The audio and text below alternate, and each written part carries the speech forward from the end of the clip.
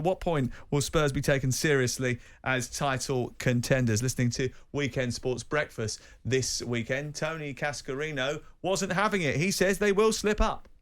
There is a still to this Tottenham team, and I don't want to use the word Spursy of what they've been accused of before, but there is that. There is the flair.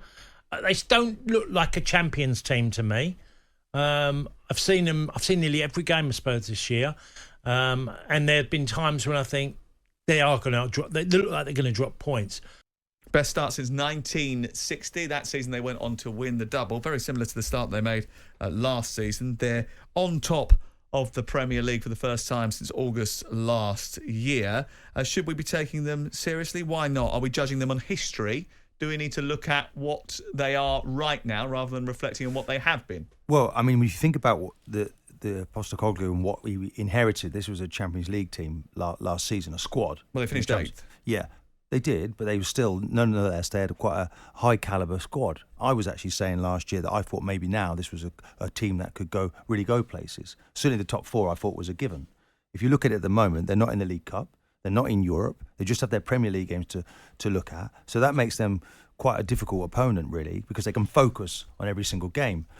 If you're a player in that group, and you continually listen to Conte, I think those were a group of players that were wounded. And there's a manager that's come in and he showed some trust, he showed some belief. I mean, they were being accused of all sorts last year, by the way, weren't they, by Conte, saying they were selfish. They don't want to play for each other. Well, he also There's said no heart that in the team. No heart in the team. And I spoke to Ange Postecoglou on Saturday, and I said one of the things that they displayed actually during this game was heart, because they went down to 10 players, didn't they, at the end of the first half, and they still had the character to get the job done. And they weren't really responding to his style, Conte's style of management. It seems as if this manager has put his arm around them a little bit, shown some belief, a little bit of care towards the players, and they've come out playing. I mean, the last manager said they can't play under stress, they can't play under pressure.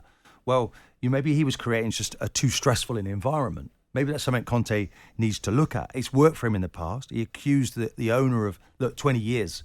You've had 20 years and they ought to look at themselves. Been some really good managers here. Now we have a different manager who's taken a different view. And I just feel that the belief he's showing in his players is something that Conte could just never have done. It's different for them. And I talked about this with the Wenger situation before. Maybe the Spurs fans weren't really listening because I was trying to link it with something to do with Arsenal. But honestly, when a new man comes in the building, such a nice guy and anything is possible, you play with such a freedom. I was being told before Wenger came, look, win the ball, give it to someone who can play. Suddenly, I've got a manager saying, no, Martin, you can play.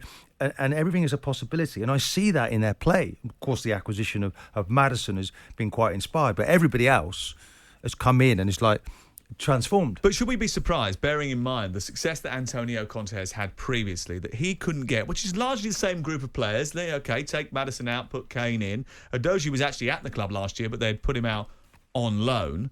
Mickey van der Ven has come into the centre of defence and they've got a different goalkeeper. But largely, there's still a core of those playing staff that are still involved at Tottenham Hotspur. The transformation has been quite stark. If you're Antonio Conte looking at this, thinking of all of the things that he accused them of last season, does he look a little bit foolish?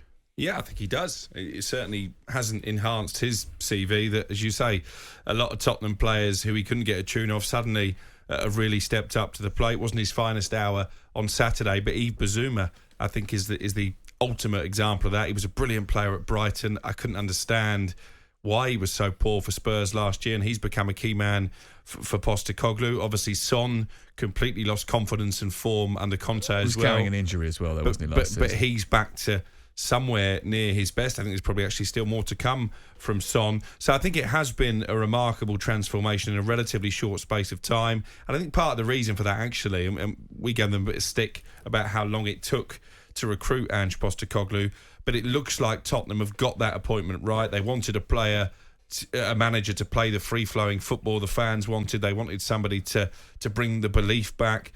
And he, in many ways, has been the perfect antidote to Antonio Conte. It's difficult, though, when you're in a blame culture and, you want to create Where's change. Where's the blame culture? Well, from Conte. So there was a blame I don't culture. think you can manage like that in 2023. Even Erik ten Hag, I know, has had to go you more can if you get results. softly in the dressing room. Conte's been successful. He's won 4 major trophies. When was the last maybe one? 5. Well, if you've had a tried and trusted way of managing, Sam, you keep that going. But you have to evolve, don't you? But you have to look at your players and players, personalities the types evolve. of player. Can they cope? And they certainly couldn't cope. What they seem to respond to is somebody putting an arm around, looking at the things they can do rather than the things they can't do. And it's quite amazing to see the transformation. Okay, there've been new centre halves come in, Maddison's come in, but everybody else who've been. But I say the makings was already there. The manager's come in now, and I don't think he's the last piece in the jigsaw. I don't see Spurs winning the Premier League, but they'll have a large say in who does win it because, as I say, there's nothing in the League Cup.